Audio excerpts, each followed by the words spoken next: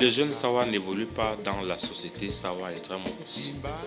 Le jeune Sawa évolue dans un environnement national, un environnement sous-régional, un environnement régional et un environnement international.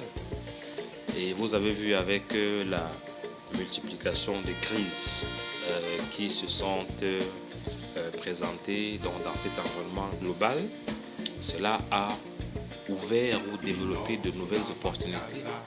Les opportunités, c'est dans le nouveau monde. Le nouveau monde qui est, on le dit au Cameroun, le monde du numérique, le monde du digital. Le nouveau monde, c'est le monde de l'innovation. Et on est capable d'innover. Et donc, vraiment, il ne faut pas qu'on se dise « je voudrais émerger dans la société Sawa ». Elle ne vit pas en autarcie, elle vit au Cameroun. Et le Cameroun vit en sous-région. Le Cameroun vit en région africaine, le Cameroun vit dans le monde. On parle aujourd'hui d'une interconnexion de l'activité sociale, économique, et entre autres.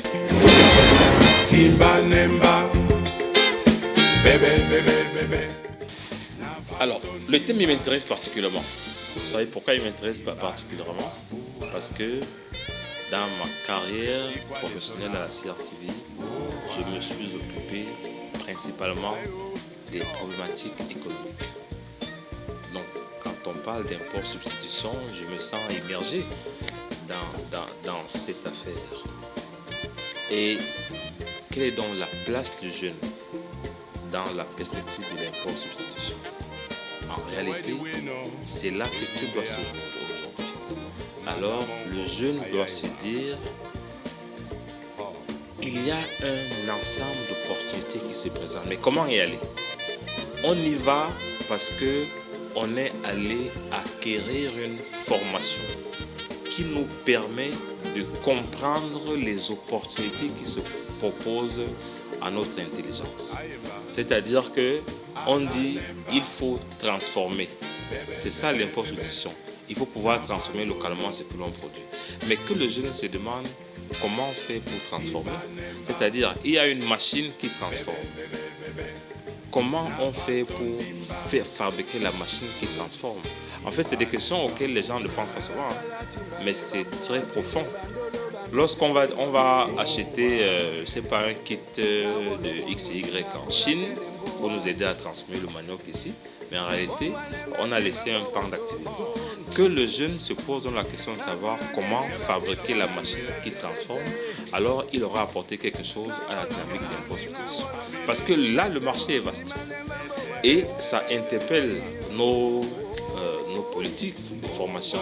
Il faut que la formation intègre davantage les process qui sont contenus dans l'import-substitution. On ne va pas se lancer comme ça en disant je vais produire, je vais transformer. Non. C'est là qu'on doit se définir. 1. Dans la recherche, dans l'innovation. 2. Dans la formation. Parce que cette formation va nous donner la capacité d'innover. Et c'est l'innovation qui est le cœur de l'import-substitution.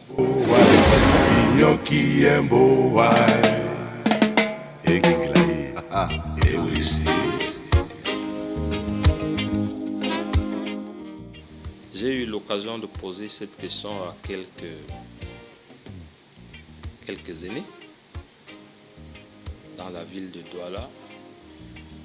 Laissez que je garde les réponses que j'ai eues pour moi. Et on a besoin de nos élites. On a franchement besoin de nos élites. La société Sawa est pratiquement la seule qui ne sait pas porter le message de la valorisation de son potentiel. En comparaison aux autres qui existent dans notre landerneau social, en comparaison aux autres régions, il ne me souvient pas que nous ayons des groupuscules qui revendiquent pour la valorisation de notre potentiel, de nos talents. Ça, c'est un manquement. Je le dis sur la base de vraiment quelques échanges. Et peut-être qu'il faudrait qu'on mette un accent dessus. C'est très important. C'est comme ça que ça marche partout. Mais quand je l'aurais dit, je vais revenir sur ce que j'ai dit auparavant. Il ne faut pas attendre de l'élite qu'elle vous porte alors que vous n'avez pas la possibilité d'assumer qu'on vous porte. Donc il y a d'abord des valeurs que l'on doit pouvoir tenir par nous-mêmes avant de se faire tenir par le grand frère. Alors si on ne l'a pas fait, c'est pas la peine de réclamer que l'élite nous transporte vers des cimes qu'on ne va pas assumer.